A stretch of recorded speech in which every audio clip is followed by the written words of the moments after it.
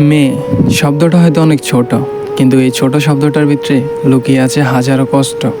হয়তো এই কষ্টগুলো বোঝার ক্ষমতা ছেলেদের নাই থাকতে পারে, কারণ তোমাদের যে কষ্টগুলোর মাঝে দিয়ে কাটাতে হয়, হয়তো বা সেই কষ্টগুলা ছেলেদের কাটাতে হয় না, যার কারণে হয়তো কোনো ছেলে তোমাদের অসম্মান করে কথা বলে। হ্যাঁ, আমরা এটা মানি যে তোমাদের কষ্ট বোঝার মতো ছেলেদের ক্ষমতা হয়তো বা নাই। একটা মেয়ের জীবনে প্রথমত কষ্টগুলো আসে হয়তো পিরিয়ড থেকে শুরু হয়ে।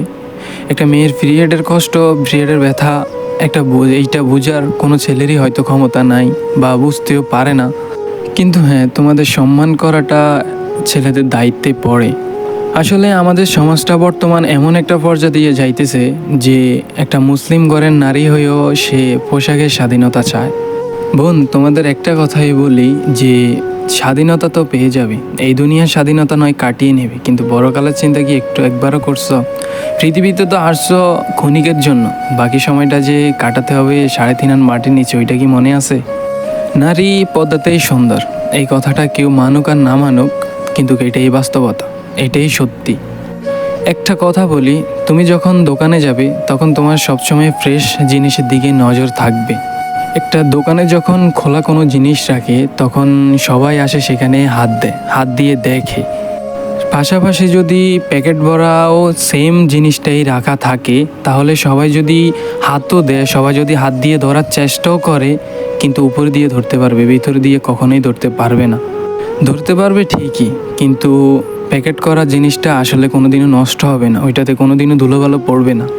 এখন কিছু মানুষ বলতে পারে যে মেয়েরা কবে থেকে আবার দোকানের জিনিস হয়ে গেছে, দোকানের মাল হয়ে গেছে। আসলে এটা শুধুমাত্র একটা জিনিস বোঝানোর জন্য বলছিলাম। একথা মনে রাখবেন, খোলা জিনিসে সবসময় মাছি মশা বেশিই বসে। যখন একটা পর্দা ছাড়া নারী রাস্তা দিয়ে হেঁটে যাবে, তখন আশপাশ থেকে খারাপ চোখে মানুষ তাকাবেই। দোষটা তাদের না যারা তাকিয়েছে, দোষটা তো বোন তোমার। তুমি কেন পর্দা ছাড়া বের হয়েছিলা?